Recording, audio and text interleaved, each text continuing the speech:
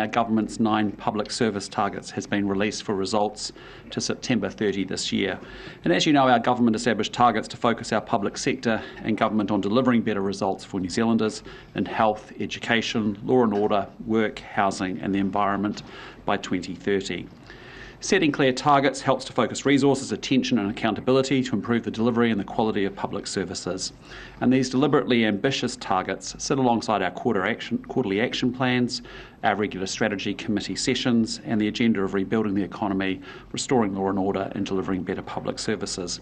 They're critical mechanisms to ensure that the government and also the public service remain very focused on delivery for the New Zealand people. Now, these targets aren't just numbers, they are about taking meaningful action to drive progress, measure outcomes and create better futures for all. Regular reporting allows us to be responsive, to really get under the hood of what is going on in the public services that matter the most to New Zealanders, and to use the data to make interventions and also decisions that will make the biggest impact. It's encouraging to see fewer victims of violent crime and a reduction in youth offending. We still have a long way to go, but our government's extensive law and order agenda is laser focused on going after criminals and keeping Kiwis safe. Work to get families out of emergency housing is making significant headway, with data showing a more than 60% reduction from when we came into office. And this is a huge step forwards, improving the lives of some of our most vulnerable families. And there's also been small improvements in emergency department and elective surgery wait times and in student attendance. However, we know that there is much more to be done. And we also expect results to move around between reporting periods, and we know that we won't always improve every quarter. For example, the number of people receiving the jobseeker support benefit saw an increase of more than 8,000 this past quarter. No doubt life is still tough for many New Zealanders. Years of high inflation, high interest rates and a recession have taken their toll. But I'm confident that we're now turning the corner. Between tax relief, family boost, expanded working for families credits, inflation relief and mortgage relief, life is getting materially easier for Kiwis. For example, inflation is now down to 2.2%, the lowest in 3.5 years. Food inflation is down to 1.2% from 12.3%. We've seen wages grow faster than inflation for the 4 quarters in a row under this government versus 13 quarters in a row where it went backwards. And we have rents that are stable versus the $180 per week under a Labour increase. We see the OCR now down to 4.25%. And meaningfully, that means for a Kiwi with a 25-year, $500,000 mortgage, they could save around $180 per fortnight. We've seen 3 rate cuts under our government versus 12 rate rises under the previous one. And economic sentiment is improving. We see consumer confidence at a 3-year high. We see business confidence at a 10-year high. Now, we expect jobseeker unemployment to track the economic cycle, and as the economy improves, those on jobseeker will come down. Having said that, under Labour, despite lower unemployment and record job shortages, we actually saw 60,000 more people go on jobseeker unemployment benefit, putting 40,000 more kids into benefit-dependent homes. Our government will always champion a welfare safety net to help Kiwis in genuine need. However, our strong expectation, as we have foreshadowed, is that those who are able to work should work. And the more people who are working and the fewer who are on welfare, the better for them, their future, the better for their families and the economy and for New Zealand. Quite simply, employment is always going to offer people and their families more independence, more choice, more opportunity and more money than welfare ever will. A life on welfare is not the way to maximise a young person's creativity and untapped potential. We want more for our young people. So we'll continue to do everything we can to get the economy growing so that we can create more employment and growth, but also to support people off welfare and into work and ultimately a better life for themselves and their families. And with that, I'll hand over to Louise Upston, who will provide a little bit more additional support on what else we're doing to get people on JobSeeker into work. Thank you, Prime Minister. Today I'm pleased to talk about an essential step forward in our efforts to reduce long-term benefit dependency by supporting more people into work. The changes we are announcing today represent a clear commitment from our government to providing welfare that works for job seekers who are most at risk of long-term benefit dependency. We are not prepared to accept the welfare system handed to us by the previous government, where beneficiaries under the age of 25 were projected to spend 20 years on benefits over their lifetimes. We're not prepared to accept 13 years of welfare dependency as a fate for people on job seeker support who are ready to work now. We must ensure welfare is a stepping stone to opportunity, not a life sentence. We remain committed to having 50,000 fewer people on jobseeker support by 2030. And to help achieve this, I'm pleased to announce that as of today, MSD is now offering phone-based employment case management to 10,000 people. This means the total number of people supported by an employment case manager at any given time is 70,000, up from about 53,000. These 70,000 will also begin receiving individual job plans, which are a cornerstone of our Welfare That Works program. These job plans will include a new comprehensive work readiness needs assessment that will go beyond a standard examination of someone's work history and their availability, looking at the root causes of what's holding them back from gaining employment. Case managers will dig deeper and consider any education, transport, addiction, health and childcare issues that a job seeker may also have. A plan will then be designed which includes actions and timelines to address the issues. Job seekers will be connected to the support services they need, whether it's literacy programs, driver licensing, mental health support or addiction counselling. But with increased support comes responsibility. Job seekers will be required to follow through on the agreed steps in their job plans, and those who fail to meet work-testable actions may face sanctions through the new traffic light system. This initiative will provide robust support to job seekers while also empowering them to take ownership of their journey towards employment and self-reliance. It is not enough to simply offer financial assistance. Real empowerment comes when people are given the tools and the opportunities they need to fully participate in society. The introduction of individual needs assessment job plans and the expansion of MSD's case management services will equip job seekers with the support and structure they need and help break the shackles of welfare dependency that are holding them back. And with that, I'll hand back to you, Prime Minister. Thanks, Louise. Look, in terms of this week, tomorrow I'll meet the Czech President Petr Pavel in Wellington. On Wednesday and Thursday I'll be in Southland before returning to Auckland. Parliament, as you will all know, has a different rhythm this week, given it's scrutiny week. And with that, Minister Upson and I are very happy to take your questions. Minister, how much, or to both of you actually, how much pressure does your 50k target by 2030 come under, given that you've seen an uptick of 8,000 in just one quarter? Well, look, as I said, there's no doubt about it. We're seeing unemployment has been really challenged in the last quarter, and it's forecasted to actually get up to 5.2% from memory. It's at 4.8 today.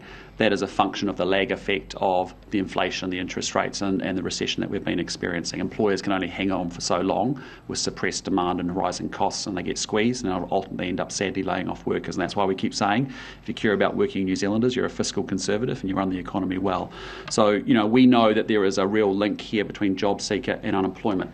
Now, having said that, what was amazing, to be honest, in the previous administration was that correlation between unemployment and economic growth got disconnected, and you saw a situation where you actually had low levels of unemployment, high levels of job seeker, and that's the bit that we're trying to get back into play again. So we know there's work to do for us to continue to grow the economy, and we've broken the back, I think, of a lot of the cost of living pressures around inflation and around interest rates, and that's why our focus now moves to economic growth and also jobs. That's really where the opportunity is for us as we come out of this recession. But importantly, we also have to put in place obligations to make sure that job seeker and unemployment actually get correlated together. Do you expect that this 8,000 in the September quarter is the peak of new beneficiaries coming into this? Well, as I've said, you've got a forecast coming from us that I think has downgraded slightly from the Reserve Bank Governor last week. If I just remember to take that number, for example, we're at 4.8, up from 4.6. We've got beneficiary numbers, so can you say that the 8,000 that we've seen in the September quarter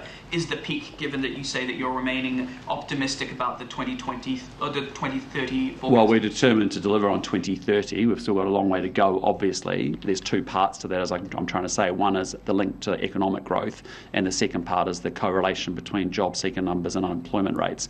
The unemployment rate is forecast to lift a little bit further before it comes down, and that's when we start to expect job seeker to come down. What we're trying to do is also make sure the system is ready. We don't have to wait for unemployment to reach peak and then start trending down, for us to be ready to do everything we can and build the capacity and the capability in the MSD system to get people into work as more and more jobs appear as the economy gets better. How much more challenging will it be to reach that target of 50,000 fewer people? Yeah, no doubt about it, it's challenging, but all the targets there are deliberately ambitious, and that's why I tried to say up front as to why we're doing targets like this, because we know they're difficult, we know they're challenging, we know they'll bounce around from quarter to quarter, but the point is that it is forcing us to have quite high quality conversations with CEs and ministers as our strategy group, for example, that we run a regular session around, to say, well, what more can we be doing around emergency housing, around job seeker? And this is a consequence of those conversations, is to say we actually need to make sure we've got more case management in place, which Louise has done an exceptionally good job of putting into place. She's done an exceptionally good job of just making it clear about obligations. If you think about, we're now seeing a 50%, 52% improvement in the number of people that are actually showing up and engaging with their case manager. As a result, they're showing up for job interviews. They're doing what the 90% who are non-compliant with their obligations are getting compliant within a month. That's exactly what we want to see. So I think Louise is putting good management into place with MSD, but we know we've got more to do. Minister Upston, is there enough money for our whānau and our rangatahi, particularly in the rural areas, given that Jobs for Nature is no longer going to be funded? Yes, absolutely. And one of the things that I'm really encouraged by, if you look to the 4 months, July through to October, we've actually seen 22,000 people exit job seeker benefit into work, which is 4,100 more than a year ago. So despite the economic challenges that the Prime Minister outlined, we are seeing really strong exits into work. So I'm encouraged by that. In the rural areas, given that Jobs for Nature won't be funded? Yeah, so one of the things I'm committed to is making sure that the programs that we fund lead to good outcomes, and case management is one of them. That is why we have increased the number of people in case management from about 53,000 to 70, because we know it works, and we want to see more Kiwis off job seeker benefit and in jobs, and that's why we're doing it. How many are Māori? About 40%. Just on that job availability, do you truly believe there are jobs out there? Because we have spoken to someone today who's been looking for a job for 9 months, a former truck driver. They say they simply can't find a job. They've had one interview in the last 4 months. So are there jobs out there for people?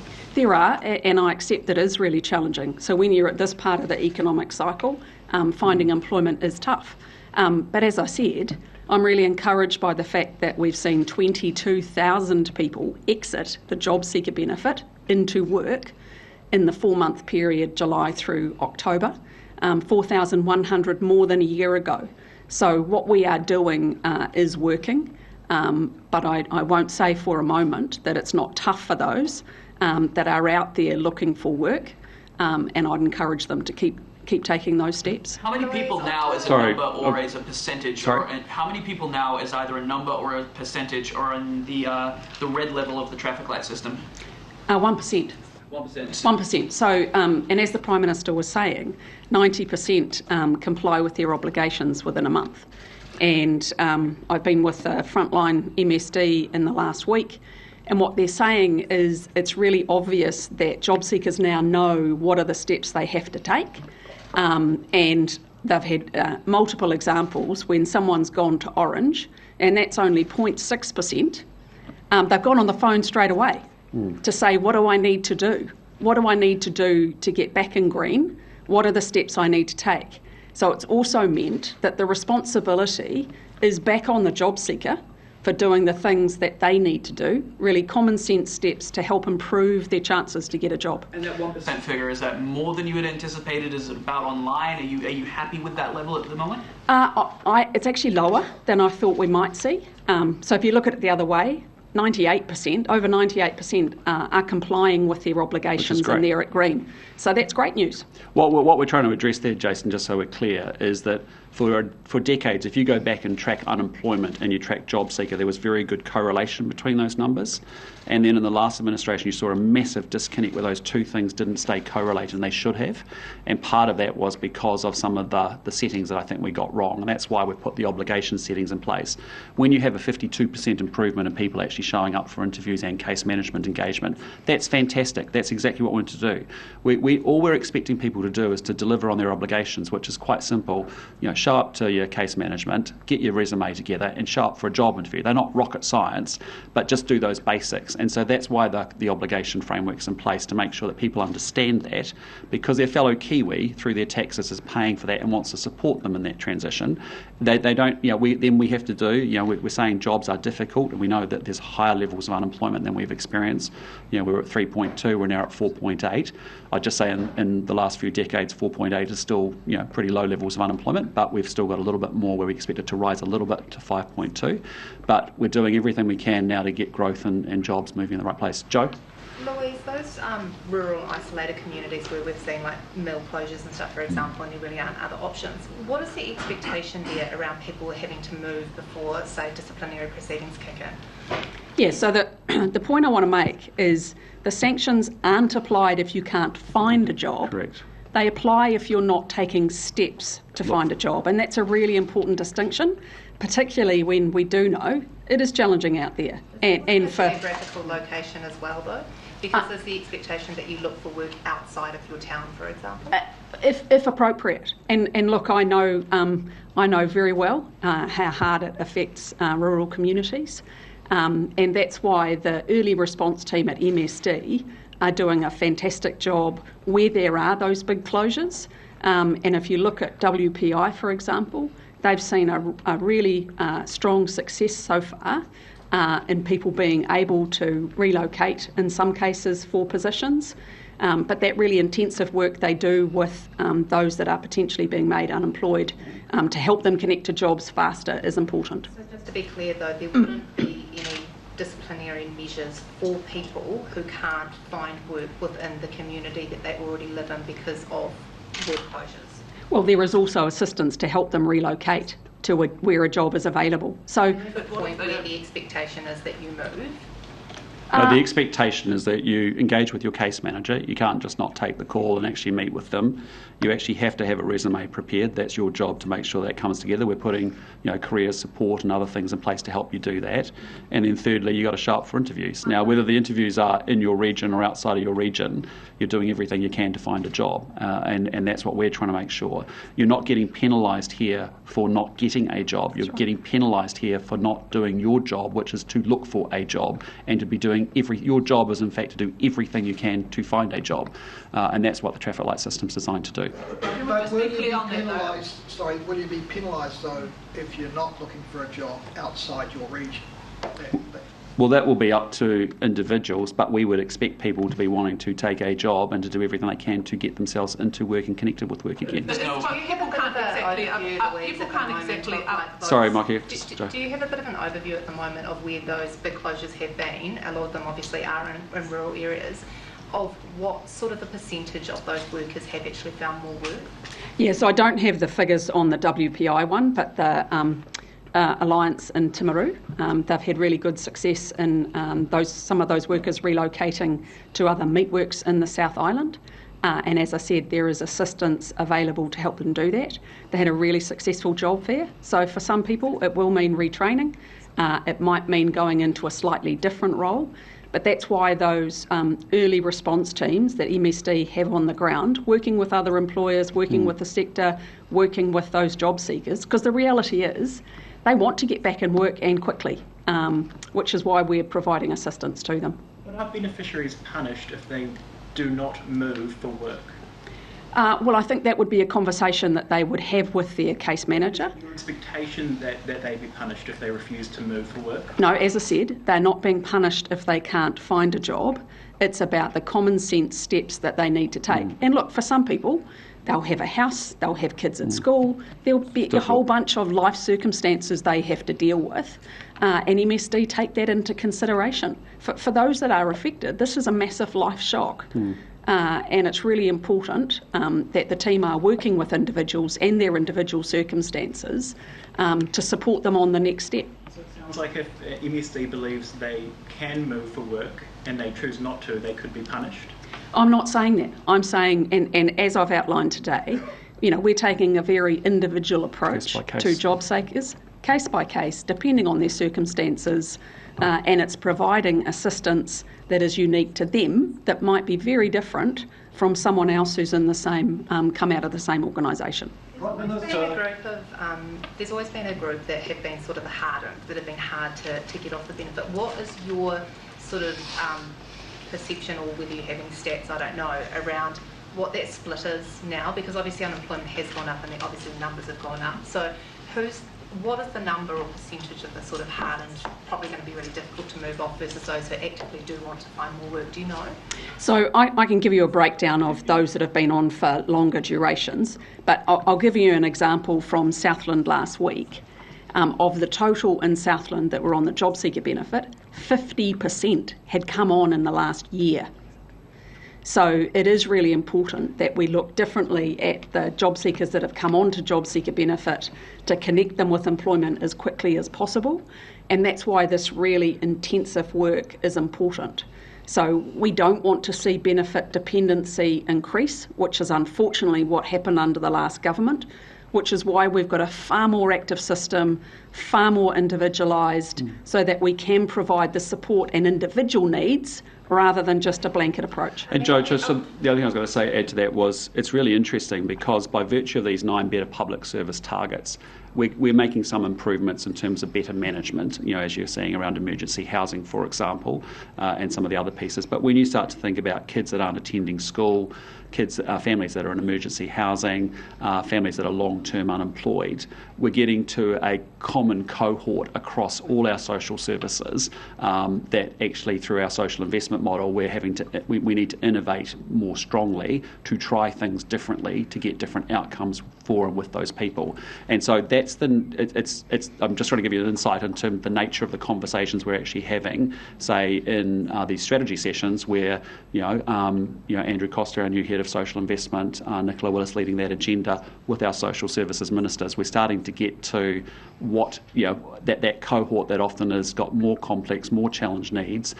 Yes, we can work our way through a lot of it through good management and better process, but equally now we're getting into some of that conversation. And sorry, you just touched on this briefly before, Louise, but obviously the longer people spend on the benefit, the harder it's to get people off as well. So how concerned are you with the fact that we are going to see unemployment still go up more, we're going to see more people have to go on to job seeker benefit for some time? How concerned are you that as that stretches out, as that becomes consistent, that it is actually going to be harder at the other end too? Well, that's why we look at, what, with an individual need assessment, what is the barrier that individual faces and how do we support them? Is it mental health counselling? Is it a driver licensing? Is it that we need to get them literacy and numeracy training? So rather than stand back and do nothing, first of all is really look at what is that individual need, case manager to work with them, and a job plan, because we are committed. It's every single person, one job at a time. And that's why this individualised approach is really important. Prime Minister, can I get your response to the Supreme Court judgment out today regarding the Marine Area and Coastal Act case? Yeah, look, what I'd say about that is obviously it's pretty new. The decision's just come out. We'll take some time to digest it, and Paul Goldsmith will have more to say about it. Do you agree personally with the Supreme Court's interpretation of the Act? Well, as you know, I mean, all we've wanted to do is ensure that the Act is actually what Parliament, the practice is what Parliament intended when the law was passed in 2011. Again, as you can appreciate, it's a pretty new ruling. We need to digest it, and Paul Goldsmith will say more about it. Will your government continue to pursue that amendment bill? Is your government going to continue to pursue that amendment bill? Again, what I'll just say is the ruling has only just come out, and we need time to digest it. And Paul Goldsmith, who's leading our MACA legislation, will have more to say about it. You must have known ahead of this. They could either go one way or the other. You would have had a response either way. I mean, it's a valid question. Are you still going ahead with the amendments? You would have known that this was a possibility, and you would have game plan this out. Yeah, we've just received the report. As you know, there was an appeal filed. We got a response within 10 days from the Supreme Court overturning what looks like the Court of Appeal decision. But in fairness, we need time to go through it, and we'll work out next steps from there. Prime Minister, the International Criminal Court a couple of weeks ago issued arrest warrants for Israeli Prime Minister Benjamin Netanyahu and the former Defence Minister Yoav Gallant. If either of them came to New Zealand, would we enforce those warrants? Yes, we support the ICC, and as I've said to you all along, those are matters before the court. But we believe in the international rules-based system. We support the ICC, and we'd be obligated to do so. And just on a slightly different topic, is the government still planning to clarify and deliver the redress for the Royal Commission into abuse and state care before the end of the year? We're working. It won't be before the end of this year, as we said at the announcement of the apology. I think you might have been away, Mark, at that time, but what we're doing is we're working very, very hard to make sure that we get a redress system in place. We understand the urgency, we understand the needs of those survivors. I think the government's moving at great pace. Erica Stanford's doing a great job of leading us through it. It's difficult, as I've said, 3,000 pages, 6 years in the making, 138 recommendations, but we know the redress system is a major focus for us. Yep. Just on that, have you ruled out gang members being part of redress? Again, all of those conversations are ongoing as to exactly how the redress system will be developed, and we won't be talking about it until we're ready to talk about it. There's a story on RNZ this morning about ministers talking in a meeting about lowering expectations for survivors.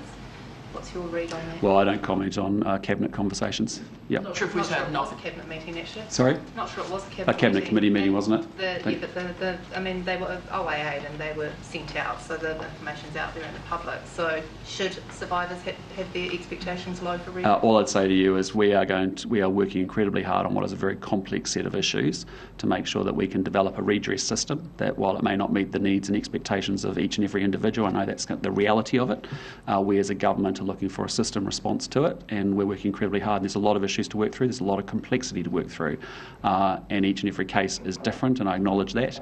And as we've seen in areas like treaty settlements, people have different views as to whether it's too much, too little. That'll be revealed in due course, but we're not going to negotiate that or talk about that through media. Sorry, Claire? Have you had any briefings on the avian flu? Yes. I was made aware of that yesterday afternoon. Essentially, on Friday night, MPI were made aware that avian flu was here. It's the H7 variant. As you know, it's a mutation of the current avian flu we already have in New Zealand, but you would have had a briefing from Minister Hoggard and MPI on it with the high pathogen piece. And what I'm pleased about is the rapid response from MPI. I'm also really pleased with the engagement that MPI had with the farmer, who was also someone who understood the risk really well and has worked incredibly well with MPI. So, what we see is that there's strict controls in place to restrict, movement of birds. There are no further reports, actually, of any avian flu beyond the one farm that we're focused on right now.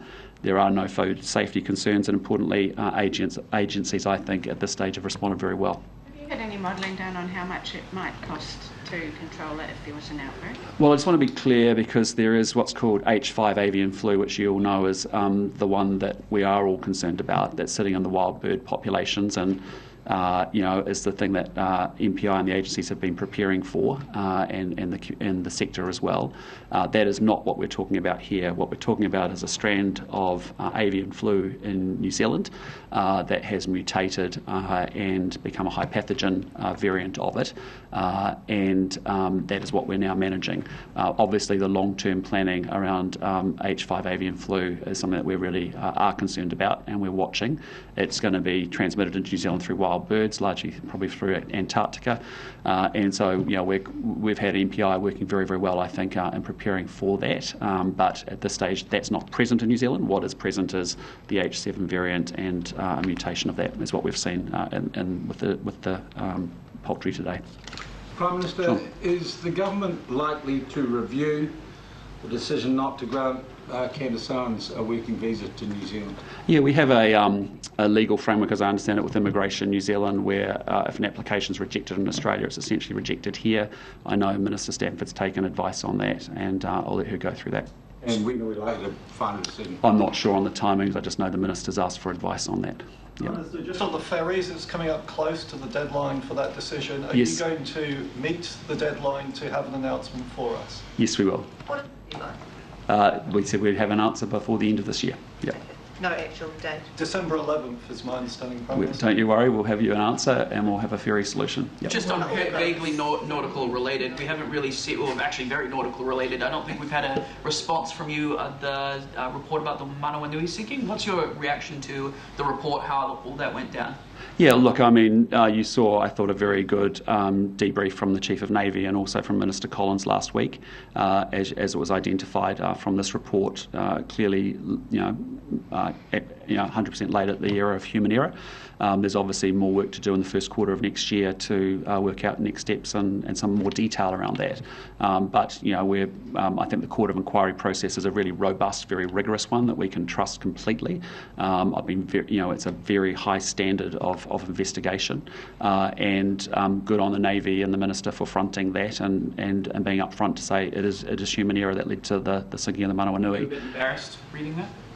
Well, look, I mean, it's more important we're transparent and we get the facts out. And, what I have to say is what is a very unfortunate accident, yes, caused by human error. What I have been impressed on is the response from our teams subsequent to that. To give you a feel for it, we've now we've got great monitoring happening in the oceans around whether there's pollutants in there, and we're pretty relaxed there.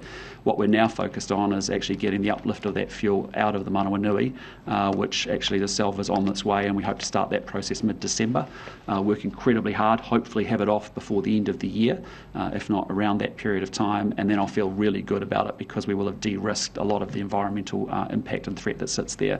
Then we'll work our way through the next set of issues around what happens with respect to fishing bans in Samoa, also with respect to ultimately what happens with the hull itself, and those are questions that we just are working our way through very sequentially, dealing and focusing the system on what it needs to focus on.